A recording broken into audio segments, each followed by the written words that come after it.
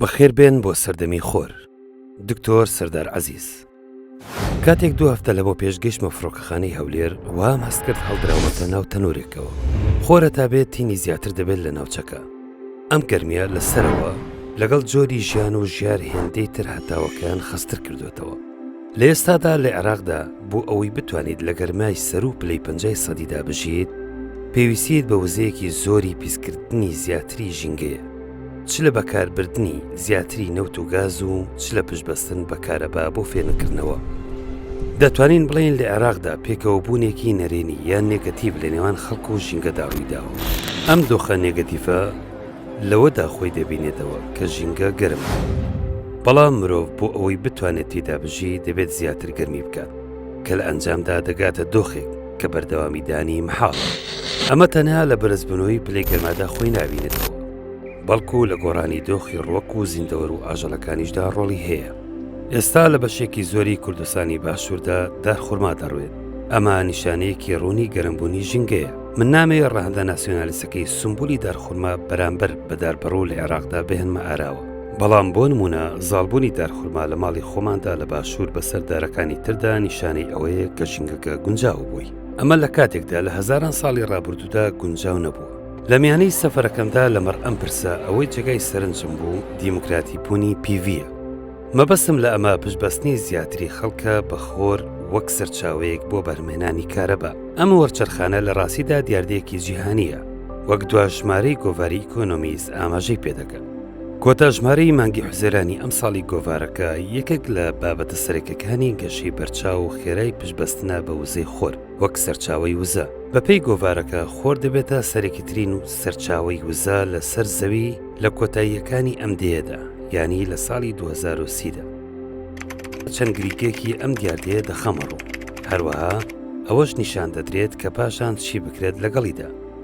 یەکەم، پشتبەستن بە وزەی خۆر یەکێک دەبێت لە گەورەترین وەرچەرخانە پێویستیەکانی کوردستان و عێراق بۆ تێکشکاندنی پەیوەندی نێگەتیڤەکە.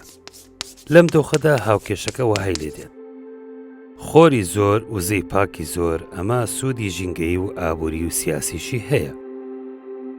دووەم، ئەم وەرچەرخانە لە ئەنجامی گەشەی تەکنەلۆژیای سۆلار لە سین هاتە ئاراوە. پێشاتنی کاڵای سۆکۆلاری چینی لە کوردستان پشت بە کۆمپانیا ئەڵمانیەکان دەبەسرا بۆ دابینکردنی تەکنۆلۆژیای وزەی خۆر. لە کاتێکدا بێگومان کوالەتیان باش بوو، بەڵام نرخیان زۆر بوو. بۆیە وەک ئەندازیارێکی ئەم بوارە پێیوتم، جاران سۆلار تەنها بۆ کۆمپانیا گەورەکان بوو. ئێستا بۆ ماڵەکانیش و هەروەها بۆ خەڵکی گوندەکانیشە. سێم، نەحکومەتی هەرێم و نەحکومەتی ناوەندی لە چەندین دەی ڕابردوودا توانیویانە پرسی کەمی کارەبا چارەسەر بکەن.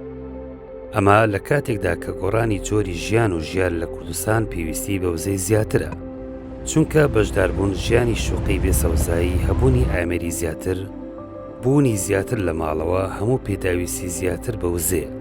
بۆیە پێویستی زیاتری وزە لە هەموو وزەکاندا لەگەڵ نەبوونی توانای بەرهەمهێنانی وزە بە هەمان کوڕ و خێرایی بۆشایەتی گەورەی خستۆتە نێوان خواست و دابینکردنەوە. چوارەم، لە هەرێمی عێراق پشت بە نەت و گاز دەبەسرێت، لەگەڵ گاز بۆ ماتۆڕەکان کە هەمویان وەک لێکۆڵینەوە سەلماندویانە بڕی زیاتر لە نیوەی وزەی بەرهەمات و بەفیڕۆ دەچێت. ئەمە لە کاتێکدا وزەی بەرهەماتووی خۆر 100% بەکاردێنرێت. ئەمە سوودی ژینگەی و ئابووری و تەندروستی زۆرە. پێنجەم، هەرزانبوونی زیاتری ئامێرەکانی وزەی خۆر کە ئەمە دەبێت لە ئێستادا هانی ئەمە بدرێت بەوەی کار ئاسانی بۆ بکرێت و باجی لەسەردا نەندرێت. دەبێتە مای ئەوەی خەڵک لە شوێنەکانی خۆیان بمێنەوە و نێن بۆ شارەکان کە سەرچاوەی گەرمی ژینگە و پیسی هەوا و نەخۆشی زیاترە. دەبێت ئەوە لە بەرچاو بگرین لە کوردستان خەڵک کەپسولی دەبن. وەک پێیان گوتم، خەڵک لە سەرەتاوە ژیانی شوقیان پێ ناخۆشە، بەڵام هەرزوو پێڕادێن و پێیان باشە، چونکە جێگایەکی ناواقعە کە هەموو شتێکی تێدا بەردەوامی هەیە، وەکو غاز و ئاو لەگەڵ کارەبا. ئەم دۆخە سوپەرمارکێتیە ترسناکە، چونکە مرۆڤ لە واقعدا دەبڕێت. مەبەستم لە دۆخی سوپەرمارکێتی ئەو تێکچوونە خراپەیە لە نێوان مرۆڤ و سروشدا.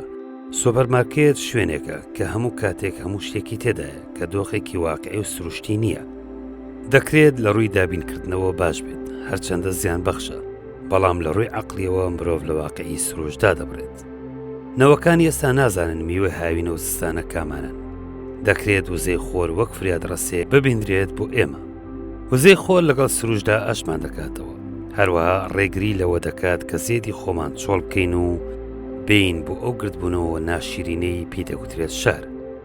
لە هەمان کاتدا هاوکاریمان بکات هەتا بتوانین بچێنین بەرهەم بهێنین و پەرە بە پیشەسازیش بدەین، چونکە وزە لە دڵی هەموو ئەمانەدایە، بەڵام بەردی بناغی هەموو ئەمانە پەرەپێدانە بە کەلتوری ژینگەی. لە کوردستان کەلتوری ژینگەیی زۆر جیاوازە، چونکە ئامادەی زانست لە کەلتوری ئێمەدا وەک پێویست نەبووە. بە زۆری مرۆڤی ئەو ناوچەیە خورافە خۆرن. وزەی خۆر ئەو جۆرە سەرچاوەیە کە کەس ناتوانێت دەستی بەسەردا بگرێت، یان وەک نەوت سیستەمێکی سیاسی تەوەزەل دروست ناکات. بۆیە خۆرچیدی تەنها بابەتێکی شاعیرانە نییە، بەڵکو لە ڕێگای بڵیتەکانیەوە دەبێتە بەشێک لە ژیاری نوێ، هەروەها سەربەخۆیەک بە خاوەنەکەی دەدات. دکتۆر سەردار عەزیز.